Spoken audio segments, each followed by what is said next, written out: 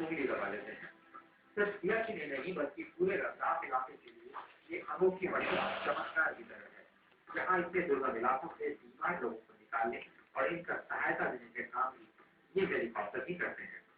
लद्दाख के इलाकों में इस मशीन को भगवान की तरह से पूजा जाता है। आखिरकार हमारी ट्रेनिंग पूरी थी, लेकिन ऊपर जाने से पहले हम सभी का मेडिकल टेस्ट होना बाकी था, जिसमें पास होने के बाद भी किसी को भी सियाचिन की खतरनाक ऊंचाई पर जाने की इजाजत मिलती है।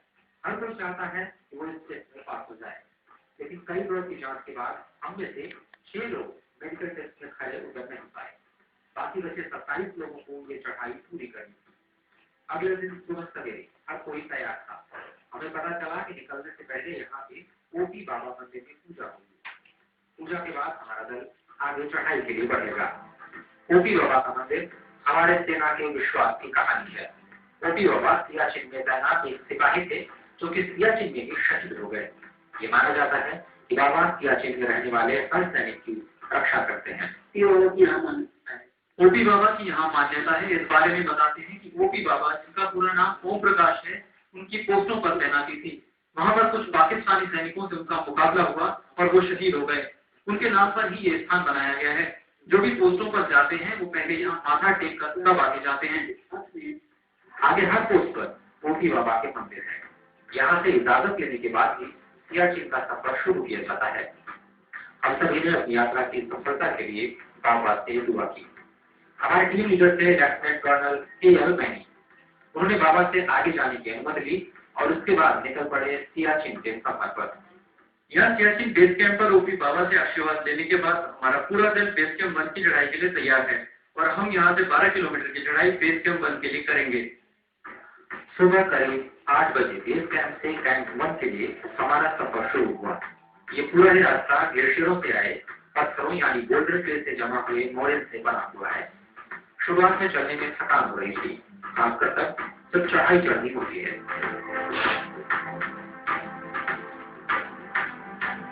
कुछ ही देर चलने के बाद हमें खाइयां पार करनी थी, बर्फीली खाइयां।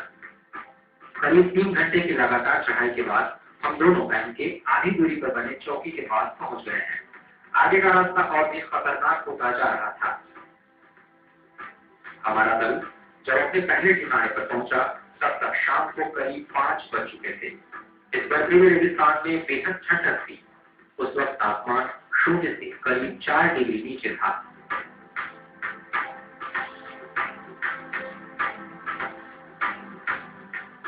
लेकिन इस खतरनाक ठंड में यहाँ तैनात जवानों की गर्मजोशी से दिल को बेहद खुशनुमा गर्माहट मिली। भारतीय सेना की मेहमान नवाजी भी हमें दी।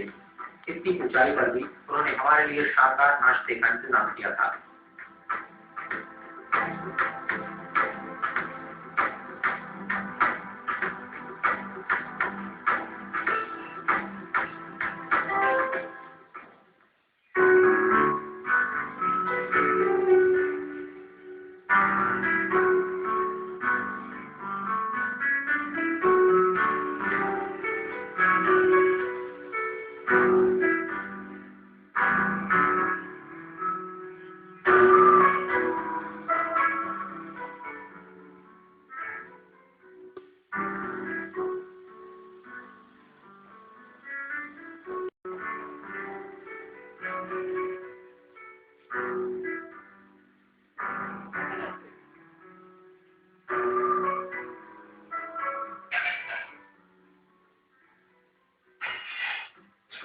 अगले दिन हमारी मंजिल थी कैंप 2। इस रास्ते पर करीब 5 किलोमीटर चलने के बाद हमने एक गहरी खाई को पार किया। खाई के ठीक बाद आगे बर्फ की दीवार हमारा इंतजार कर रही थी।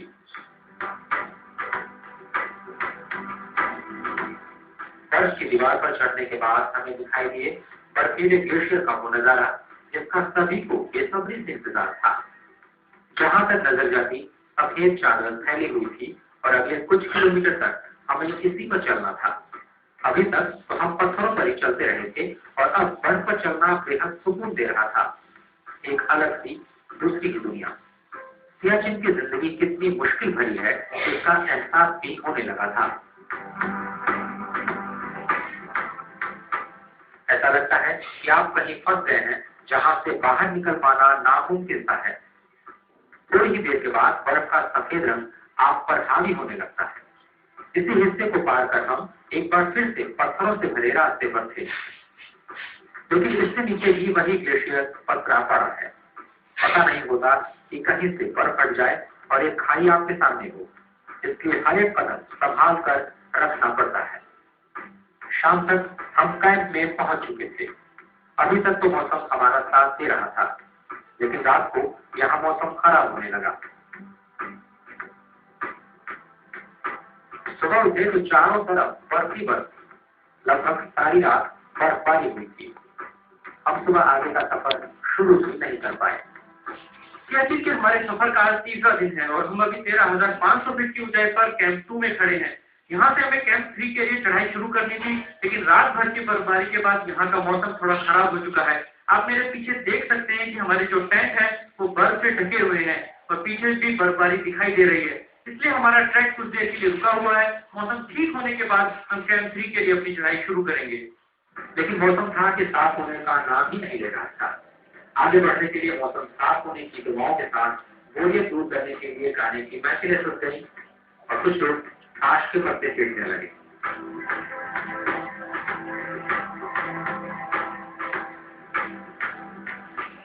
सच बात तो ये है कि 2 दिन के बाद मिला आराम सभी को अच्छा लग रहा था। चलने की आदत पड़ी रहे, इसलिए शाम को सभी लोग कैंप के पास ही घूमने निकले, लेकिन मौसम का इरादा शायद कुछ और ही था। अगले सुबह भी लगातार बर्फ गिरती रही और हम अपना सफर फिर से शुरू नहीं कर पाए। बेस कैंप 2 पर आज हमारा ये दूसरा दिन है और हम 2 दिन से ही बेस कैंप 2 पर रुके हुए हैं और मौसम खराब होने के कारण बेस कैंप 3 की ओर नहीं जा पा रहे हैं। जैसा कि आप मेरे पीछे देख सकते हैं कि तेज स्नोफॉल हो रहा है, तेज बर्फबारी हो रही है और सभी लोग कैंप में, आप हमारे कैंप में भी देख सकते हैं कि बर्फ से ढका हुआ हमारा कैंप है। तो सभी लोग खड़े हुए इस बात का इंतजार कर रहे हैं कि बर्फ रुके और हम किसी तरह से कैंप 3 की ओर जा पाए। पीछे का नजारा भी अगर हम आपको दिखाएं तो पूरी तरह से स्नोफॉल हो रहा है, बड़ा तेज स्नोफॉल हो रहा है और मौसम अभी खराब बना हुआ है। तापमान भी इस समय लगभग -8 से -10 के बीच में बना हुआ है और इस मौसम खराब होने के कारण हम अभी आगे नहीं जा पा रहे, लेकिन सभी की उम्मीद है कि मौसम जल्दी खुले और हम बेस कैंप 3 की ओर जल्दी से जल्दी चलें। एक बार तो हमें लगने लगा कि यहीं से वापस लौट जाना होगा, लेकिन तीसरे दिन सुबह मौसम साफ हो गया और हम चल पड़े कैंप 3 के लिए। 16 किलोमीटर का यह सफर और दिनों की तुलना में आसान रहा, लेकिन 15,000 फीट की ऊंचाई पर तापमान 0 से 15 डिग्री नीचे चला गया था। हमें महसूस हुआ कि यहाँ जिंदा रहना ही मुश्किल है। देश की सरहद के लिए तैनात होना कितना कठिन होता होगा।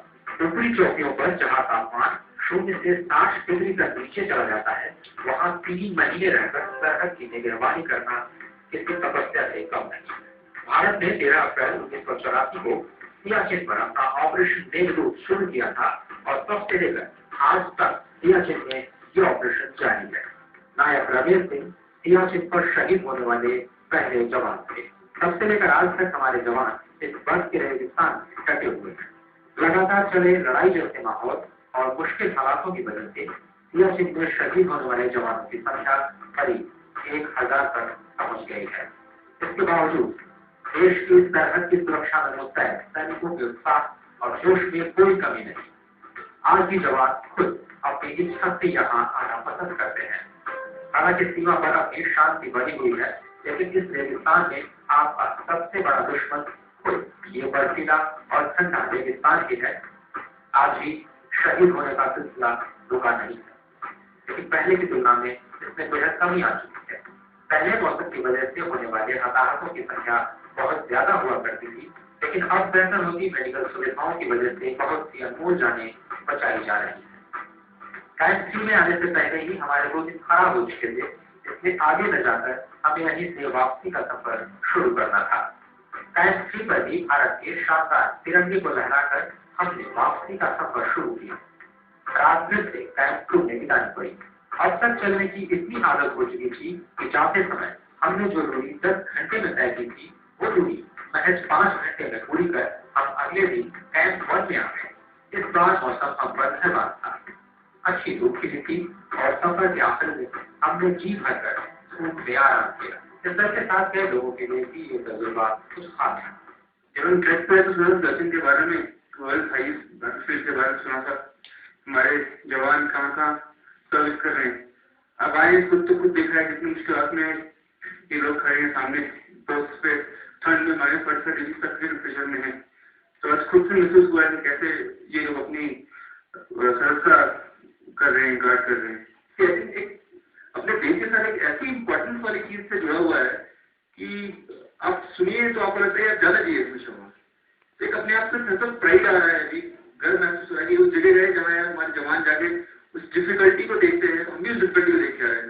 आइंदा अगर जरूरत पड़ती है तो शायद हम उस चीज को एहसास कर सकेंगे, उस बारे में जरूरत पड़ती लिख सकते हैं, बोल सकते हैं, लोगों से बातें कर सकते हैं उस बारे में। ऐसे पूरे रास्ते ज्यादातर व्यू देखने को मिला ही नहीं, पत्थर ही दिख रहे थे पैरों के नीचे।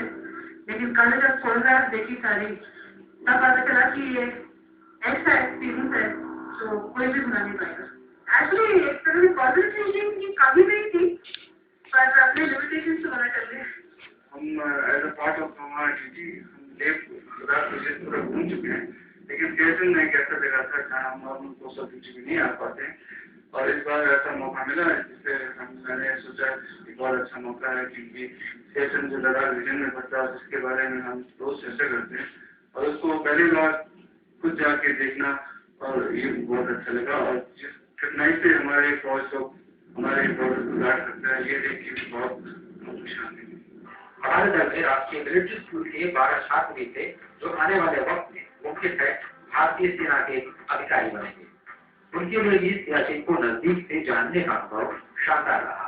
मैं सियाचिन के बारे में बहुत सुना था, मैंने बहुत सपने देखे थे, लेकिन यहाँ सियाचिन के ट्रेनिंग के बाद मेरा मन काफी उत्साह से भरा हुआ है। मैं सभी साथियों एवं टीममेट्स को मैं धन्यवाद देना चाहूँगा जिसने मिशन को सक्सेसफुल किया। आया हमारे सफर का 8वां दिन।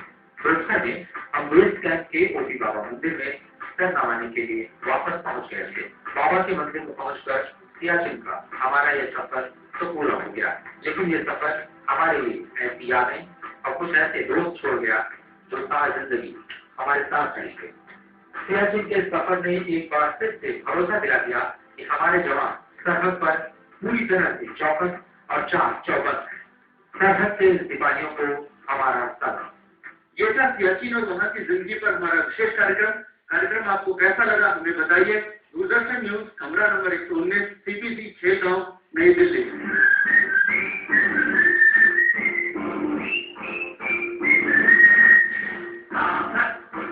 हम